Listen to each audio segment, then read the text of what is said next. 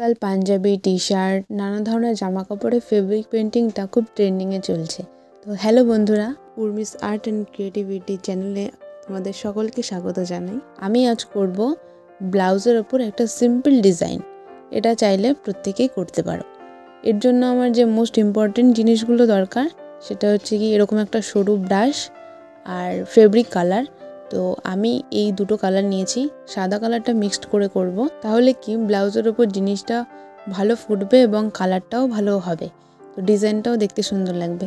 যখনই এটা কালার করবে না, তখনই এর মাঝখানে একটা শক্ত কার্ডবোর্ড মতো দিয়ে নেবে, তাহলে কি একদিক থেকে অন্যদিকে কালারটা লেগে যায় না। এই কাজগুলি প্রথম করছো বা করবে ভাবছো না, তারা পেন্সিল দিয়ে অবশ্যই ড্র করে নিও, তাহলে কি বলো তো, যখন কালার করবে তখন ভুলভ্রান্তিটা হয় না। নয়তো কি ফেব্রিকটা যদি কোথাও লেগে যায় তাহলে জিনিসটাই পুরো নষ্ট। তাই আমার মনে হয় পেন্সিল দিয়ে আগে ড্র করে নেওয়াটাই বেস্ট।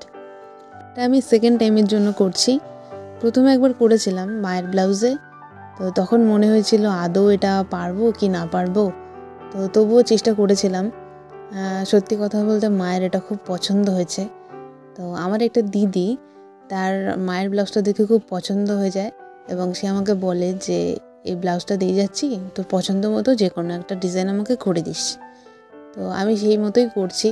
জানি না তার কতটা কি পছন্দ হবে, তবে আমি আমার বেস্টটা দিয়ে চেষ্টা করছি আর কি। তোমরা অবশ্যই জানিও কমেন্ট বক্সে যে জিনিসটা কেমন লাগলো। কি বলো তো, কোনো জিনিস কিনে পড়ার থেকে না নিজের হাতে তৈরি করে পড়লে মন থেকে ভীষণ স্যাটিসফাইড লাগে আর ভালো লাগে। তো তোমরা এটা চেষ্টা করে বাড়িতে দেখতে পারো। সত্যি কথা বলছি, খুবই সহজ, যে কেউ চাইলে পারবে চেষ্টা করলে। তো আমিও প্রথমে ভেবেছিলাম পারবো কি না, তো সত্যি কথা বলতে খুবই সহজ। কথা বলতে বলতে আমার কাজটা প্রায় কমপ্লিট হয়ে গেছে। আমার কাজ যদি তোমাদের ভালো লেগে থাকে তাহলে আমার চ্যানেলটাকে সাবস্ক্রাইব করে দিও। দেখা হচ্ছে অন্য কোনো দিন অন্য কোনো পেন্টিং ভিডিও নিয়ে। ভালো থেকো, সুস্থ থেকো।